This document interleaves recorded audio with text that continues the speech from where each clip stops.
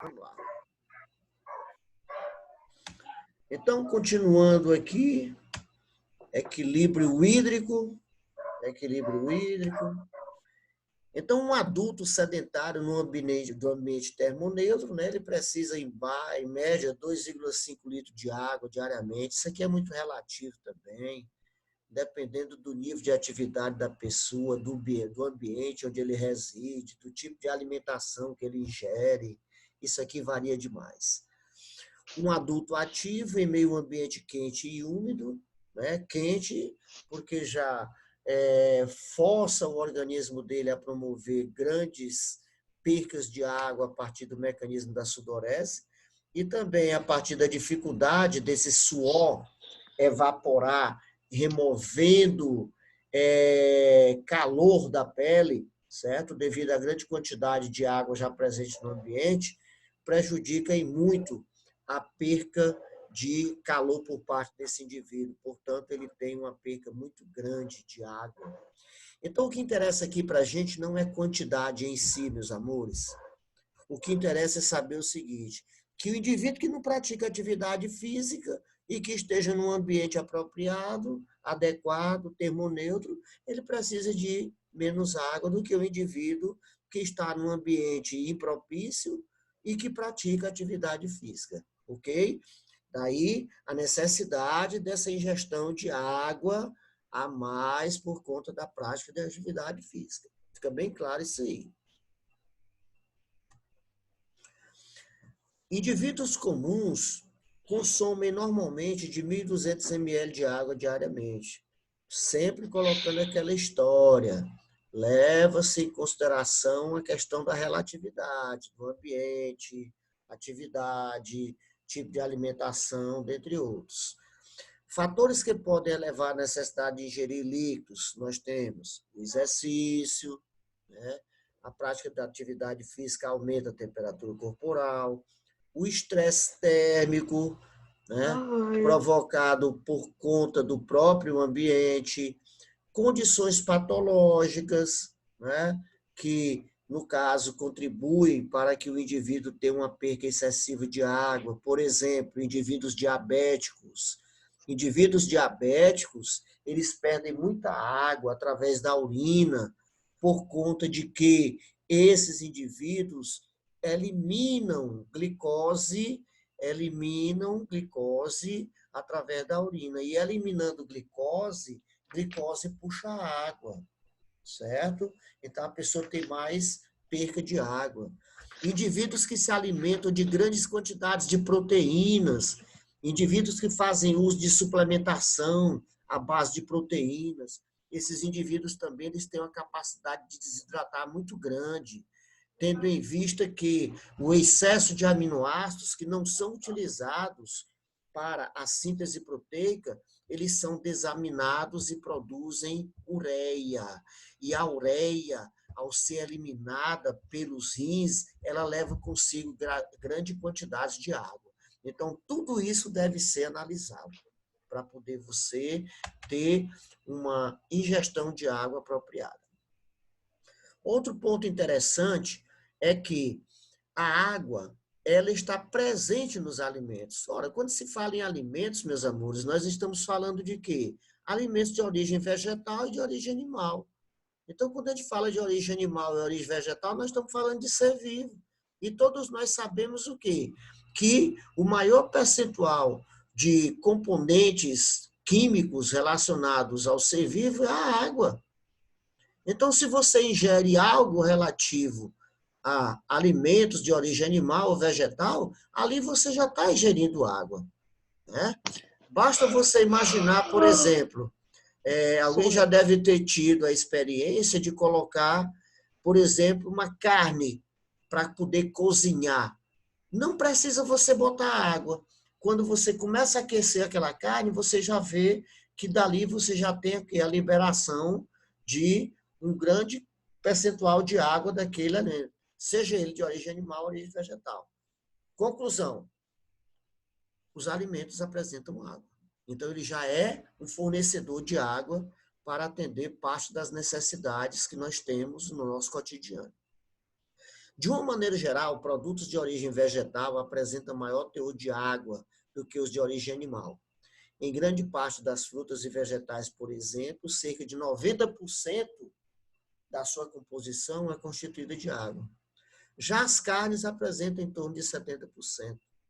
Além da quantidade de água disponível nos vegetais, eles fornecem fibras que controlam o funcionamento do intestino. Possuem poucas calorias e previnem doenças cardíacas e cânceres, né? Por exemplo, se você analisar o alface, a alface tem 94% de água, né? Então, vejo que, além da quantidade de água, elas contribuem também com as fibras, tendo em vista que os vegetais apresentam a parede celulósica, que constitui fibras. Melancia também, né? Tem um teor de água muito grande. Isso. E de fibras também, né? E de fibras. Então, aí você tem uma tabela, é claro que a gente não vai discutir essa tabela, porém, você tem aí, ó, Ah, tá mostrando, por aqui, ó. exemplo, ó, arroz cozido integral, 70% de água, acerola, 90%, banana, 71%. Vamos lá, ó, a melancia, 92%. Aí, quando você vem para a manteiga, ora, manteiga é lipídio. Se é lipídio, lipídio não gosta de água. Então, o percentual diminui bastante. Ok? Queijo, além da proteína, claro, mas você tem grande quantidade de gordura. Você vê que diminui, né? O açúcar, no caso, seria o quê? Aproximadamente 1% de água. Então, você ingere o açúcar, porém, é como o sal. O sal tem pouca água, mas quando você ingere, você vai ter que diluir esse Falta elemento, morrer de né? beber água. Justamente, disse tudo. Curiosidade, apesar de Uma refrigerante, carnezinha de sol, né? a carnezinha de sol já diz tudo, né? Apesar de refrigerantes e sucos industrializados possuírem grande quantidade de água, o ideal é evitar esses produtos em razão da quantidade de açúcar. Tá bem aí, ó, a resposta aí, ó, Poliana. Por apresentar grandes quantidades de açúcar, corantes e conservantes, eles são um grande retenção, promove uma grande retenção de líquidos, certo? A água metabólica. Se lembre lá daquele momento em que nós falamos que nas reações químicas você tem entrada ou saída de água, reações de hidrólise e reações de condensação. Então, o fracionamento ou quebra dos macronutrientes no metabolismo energético aeróbico produz o quê? Dióxido de carbono, água e energia. Se lembre daquela fórmula que nós colocamos da respiração.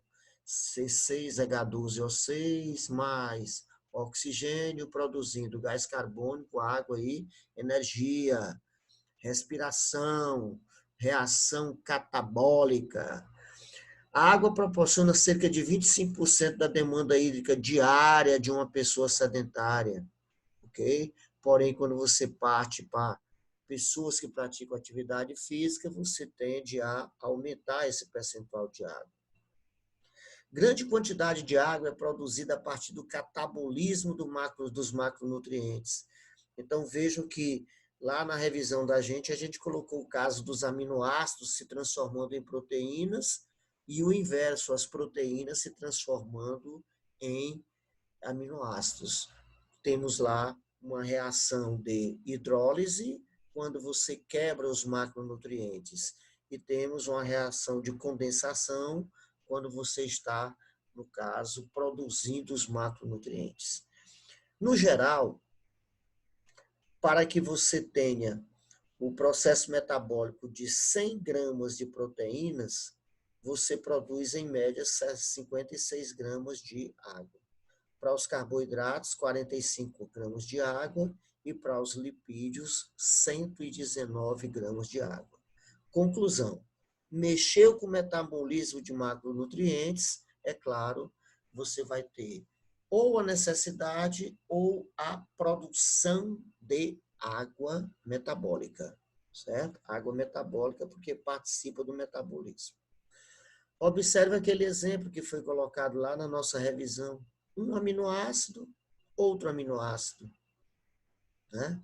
Quando você remove o grupo hidroxila de um ácido carboxílico de um aminoácido e o hidrogênio do grupamento amina do outro aminoácido, você removendo essa molécula de água, você vai ter o quê? Uma síntese dos dois, uma combinação dos dois aminoácidos, portanto, uma síntese, formando um dipeptídeo e eliminação de água.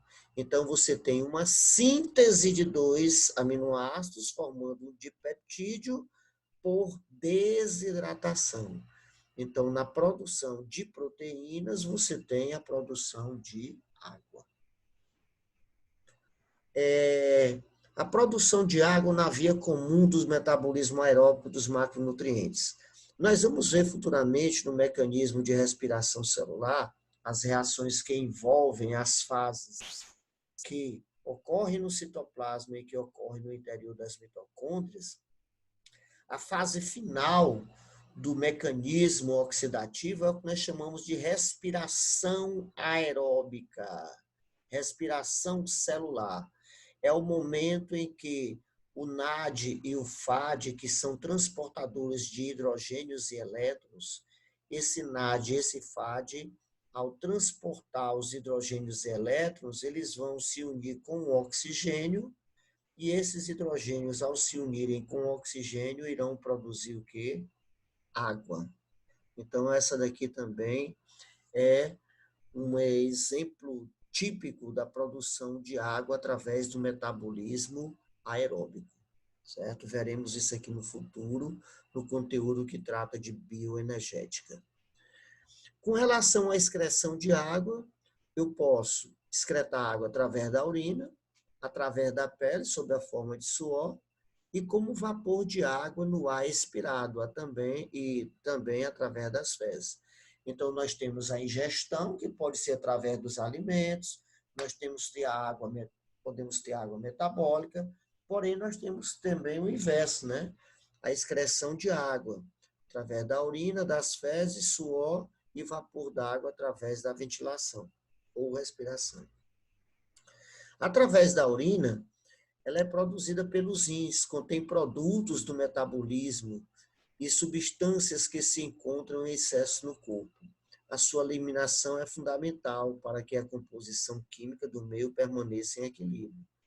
Certo? Então, no caso, se você tem excesso de água no organismo, você pode fazer com que as células se tornem túrgidas, demasiadas, e isso prejudica a atividade metabólica das células, portanto, tem que ser eliminada. Grandes quantidades de água na corrente sanguínea vão contribuir também para o aumento da pressão arterial, certo? O aumento da pressão arterial. É um ótimo indicador de como está a hidratação do corpo. Se você, por exemplo, se você observar a sua urina, se a sua urina ela apresenta-se sob a forma esbranquiçada, diluída, eu digo assim, que a gente chama de transparente, né? A gente chama assim de forma citrina, né? Branco citrino mesmo e tal, transparente, significa dizer que você está ou hidratado normalmente, ou então pode estar super hidratado, né? Você pode estar no estado de euhidratação ou no estado de superidratação. E, é claro, você passa a urinar mais frequentemente. Quando você urina, que a urina ela é mais assim, densa, apresenta-se sob a coloração amarelada, né? E apresentando normalmente aquele odor característico, né? Significa dizer que você está no processo de desidratação. Os rins absorvem em torno de 99% dos 140 litros a 160 de filtrado renal. O que é isso aqui, pessoal? Isso aqui a gente vai ver na fisiologia. A gente tem que ver o seguinte, que os rins, eles filtram em torno de 125 ml de plasma por minuto. Isso aí, se você for multiplicar 125 ml de plasma por minuto, transformar para horas e transformar para dias, você vai ver o quê? Que você tem um rim que filtra em torno de 140 a 170 litros de plasma por dia. E dessa quantidade total de plasma filtrado, somente 1.000 a 1.500 ml são produzidos sob a forma de urina, que é o que nós eliminamos no nosso cotidiano. Parte da água na urina, ela livra o corpo dos coprodutos metabólicos, tipo ureia, certo? Então, é muito interessante isso aqui. Pessoas que se utilizam de alimentos ricos em proteínas ou se utilizam de recursos ergogênicos, em outras palavras, se utilizam de suplementação à base de proteína, essas pessoas elas tendem a consumir uma maior quantidade de água para que essa ureia seja eliminada. Se ele não fizer isso, ele poderá ter uma lesão renal por conta da deficiência de água para eliminar o excesso de ureia. E o excesso de ureia pode provocar danos ao organismo. Através da pele. Primeiro, nós temos uma perspiração chamada insensível, que é aquela água que está bem próxima da camada mais periférica da pele, aquela água do intestício. Ela normalmente, por osmose, ela é repassada para a superfície do corpo e contribui para o resfriamento do corpo. Condições térmicas e de atividade físicas normais são condizentes com percas de 500 a 700 ml de suor. Isso, é claro, pessoal, vai depender o quê? De atividades do nosso cotidiano. Varrer uma casa, limpar um carro, subir uma escada. Porém, se você analisar, por exemplo, a situação de um maratonista, a situação de um jogador de futebol numa partida bem requisitada em termos de intensidade, essa pessoa pode perder até 12 litros de suor.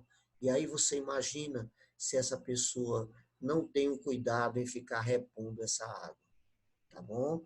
Então, é muito comum nas maratonas, por exemplo, você ter determinados espaços onde, a todo momento, o indivíduo ele está sendo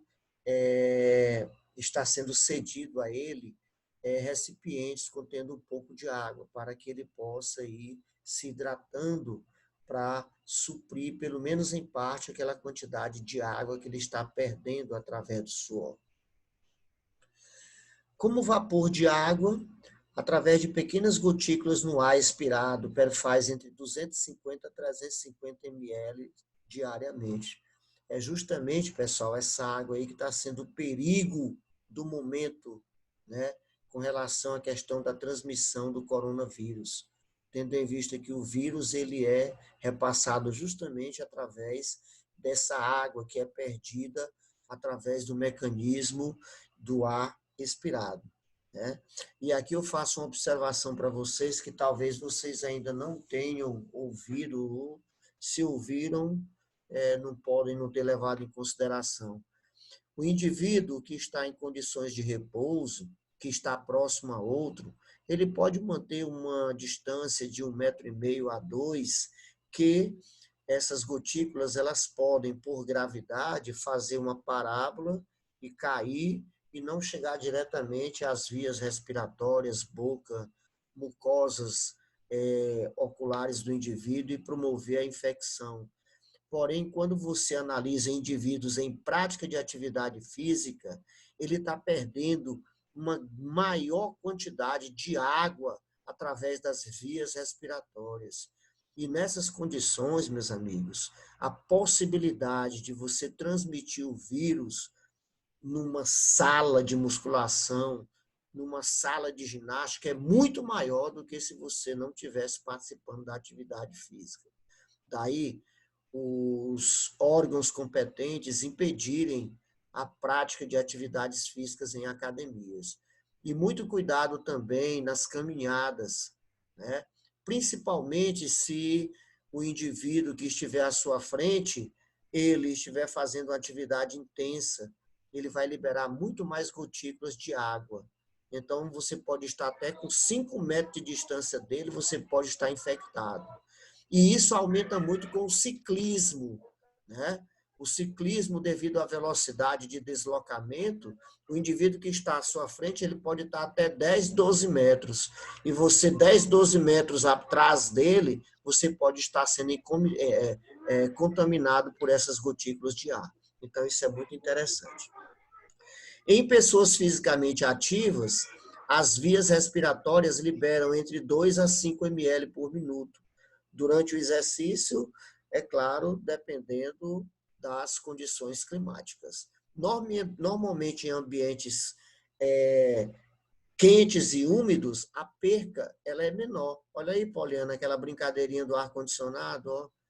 Em ambientes quente e úmido, a perca de água pelo mecanismo ventilatório é menor do que em ambientes de baixa temperatura e também na altitude. Está vendo aí?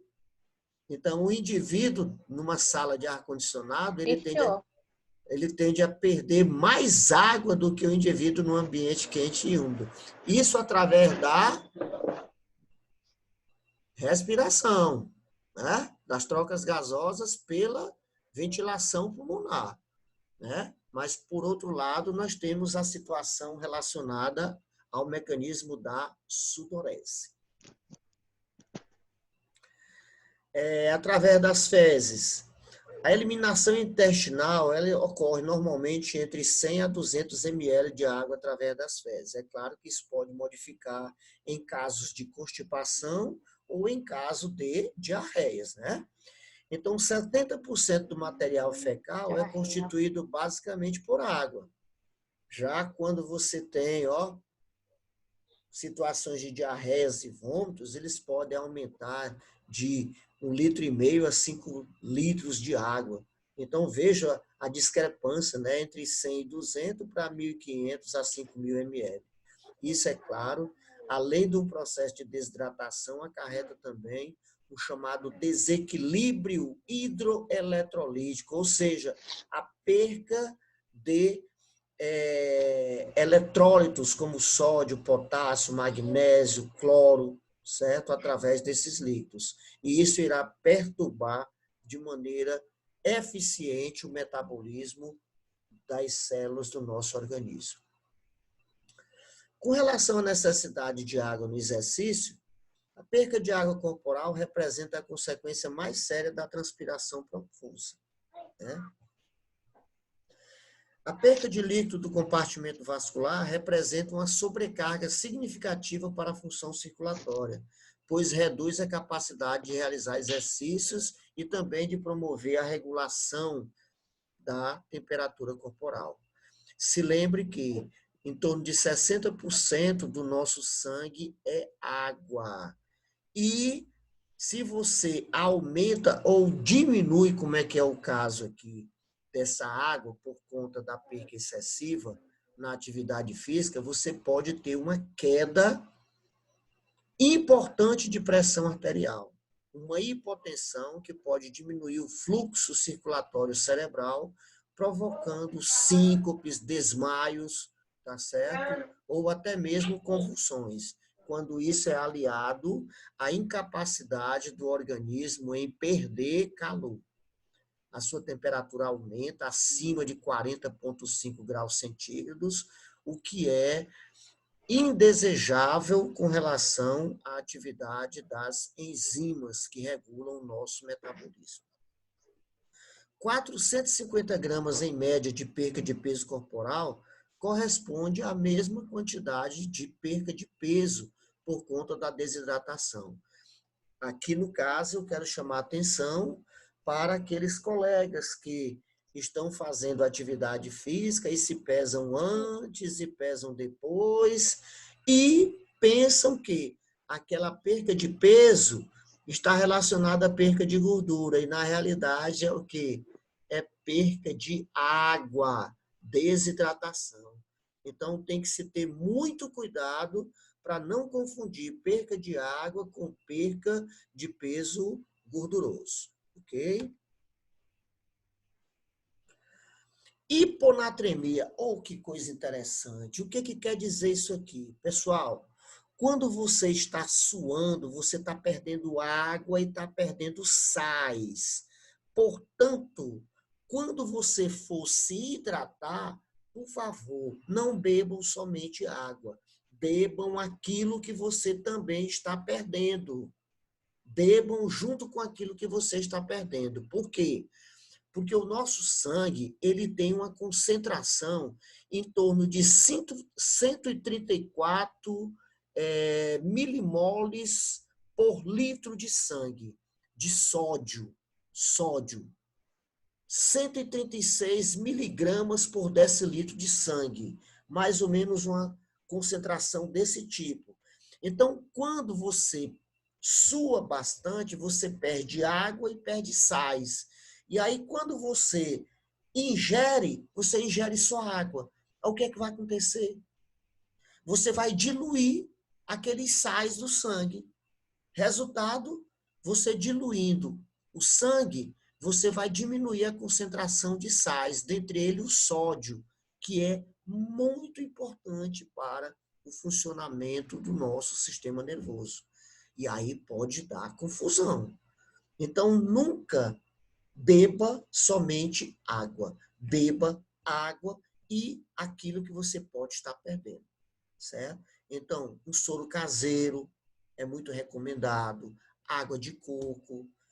Existem substâncias que são chamadas de isotônicos, que são vendidas como o Gatorade, que são substâncias que podem ser utilizadas na prática de atividade física para você evitar a queda na concentração de sódio do nosso sangue, o que nós chamamos de hiponatremia, certo?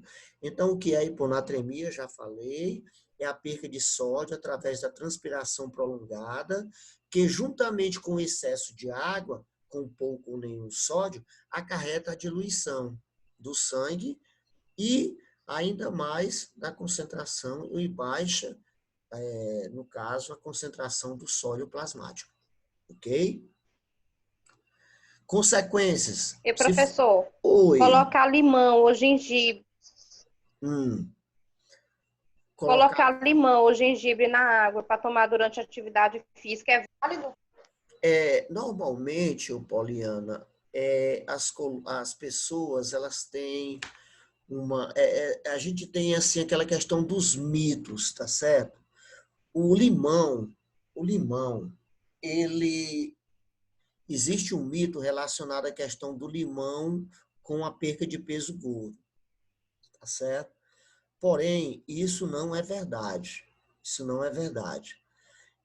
O limão, quando ele é utilizado juntamente com a água, ele facilita o processo de digestão, porque o limão, ele sendo ácido, ele vai facilitar a atividade de uma enzima estomacal chamada pepsina. E a pepsina, ela tem uma ação direta sobre as proteínas. Então, ela facilita o quê? A digestão das proteínas, num primeiro momento, certo? Com relação ao uso indiscriminado do limão, se você já tem uma tendência a ter uma gastrite, você pode, no caso, promover um aumento na, na, nos males que isso poderia lhe causar, certo? Então, muito cuidado com a questão do limão. Porém, nós vamos ver mais à frente, quando nós formos ver a questão das vitaminas, o limão ele é interessante na dieta, tendo em vista que o limão está associado à absorção do ferro e outros nutrientes, tá certo? Então, tem os pontos positivos, porém tem os pontos negativos. E com relação ao gengibre, muito cuidado. O gengibre ele é considerado um energético. E, sendo energético, ele é termogênico. Termogênico significa dizer que ele tende a aumentar o metabolismo das pessoas e, consequentemente, aumentando o metabolismo, que dali poderia contribuir para a perca de peso gordo. Mas vem a questão do contra. Se você for hipertensa e fazer uso de energéticos ou termogênicos, você pode, no caso, promover um aumento dessa pressão arterial. E isso pode lhe causar outros danos. Certo? Então, nada dessas receitazinhas caseiras e tudo mais, não confiáveis, porque a gente tem que confiar mesmo naquilo que é de cunho científico. Procure ler um pouco mais a respeito disso aí, em artigos científicos, tá bom? E não nesses comentáriozinhos que são feitos no Google, que a grande parte deles não são confiáveis, viu, Poliana? Ok? Uhum. Então, consequências leves de uma hiponatremia: dor de cabeça, confusão mental, mal-estar, náuseas, né, que é a vontade de vomitar, cãibras, que são, no caso, dificuldades do músculo em relaxar, são algumas das consequências leves de uma hiponatremia. Aquele indivíduo que pratica atividade de longa duração, tá certo? De alta intensidade, passa muito tempo na academia e tudo mais, e não leva em consideração o uso de um isotônico ou outra substância similar, ele pode passar por essas situações, tá bom? E no caso de consequências intensas, você pode ter convulsões, coma, edema pulmonar, podendo levar o indivíduo até mesmo à morte. Então, vejam como é importante o conhecimento a respeito do nosso conteúdo sobre água. Recomendações. Evite a hiperidratação, aquele caba que enche o bucho. Toma 1 litro de água, tá certo? De uma só vez, certo? Então, evitar a hidratação. Não consumir mais de 1 litro de água pura, tanto antes, durante e após o exercício. Evite consumir grandes quantidades de água. Se lembre que o nosso organismo normalmente absorve em torno de 400 ml por hora. Então, para que tu vai ingerir 1.000? Ok? Observa aqui, acrescentar pequena quantidade de sódio, em torno de 25 mil equivalentes por litro, ao líquido que você vai ingerir. E incluir também glicose na bebida. Meus amigos, o que ele está falando aqui? Ele está falando do soro caseiro, poxa. Um copo de água de 100 ml, 2 pitadazinhas de açúcar e uma de sal. Tá aí, um isotônico, que não é caro. E todo mundo pode fazer. Se não, você busca nos ambientes de saúde, nos postos de saúde, aquele soro caseiro, que é no pacotinho. Você dilui ele em 1 litro d'água e você toma durante o dia. Não use no dia seguinte, tá bom? Somente no mesmo dia, tá bom? Ok? Meus amigos, eu espero que a gente tenha contribuído, tá certo? O nosso tempo está terminando aqui. Eu vou enviar esse vídeo desse encontro para a gente e darei outras informações via WhatsApp no decorrer da semana na nossa plataforma de alguma atividade a respeito desse assunto. Ok, meus amores? Obrigado por estarem comigo. Um abraço a todos. Nosso próximo encontro só próxima segunda, né, professor? Ou quinta-feira, talvez, viu? Eu vou conversar com o Zé Wellington. Ok? Beleza, professor. Beleza, Então, beleza. pessoal, mandem um abraço aí para mim aí, para poder não me sentir só. Eu tô tão só. Abraço aí, professor. Valeu, abraço, professor. Valeu. Lembra, Valeu. Muito obrigado.